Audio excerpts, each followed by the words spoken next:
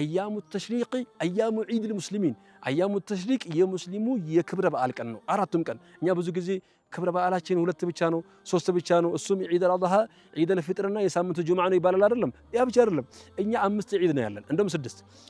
ሶስቱ ቀናት አያም ተሽሪቅ የዒድ ቀን ሶስቱ ቀን ማን ሐዲስ እኮ ነው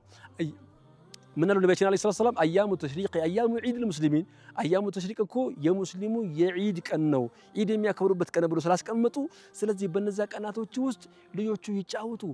ሴቶች የሚጫወቱ ለቀቅ አድርጉላቸው ልብሱም ተገዝቶላቸው አይደለም ሳሎኑም ለቀቅ ይደረግላቸው ባለው ነገር ተደስቷል አይደለም ሳሎኑ ላይ ምግቡ ላይም ሴሬሞኒው ላይም ሁሉም ላይ ደስተኛ ሆነው ተክቢራ ይያሉ የተጫወቱ ሌላ ጊዜ የማይፈቀደላቸው ነገር እንኳን ካለ حرام እስካልሆነ ድረስ ነብዩ የከለከሉት አላህ የከለከለው ነገር እስካልሆነ ድረስ ማንኛውንም ጫወታቸውን የተጫወቱ እንዲያሳልፉበት ቀኑ የዒዳቸው ቀን ስለሆነ እንዲጫወቱበት ሳሎኑን ክፍት አድርጉላቸው ቤቱን ክፍት አድርጉላቸው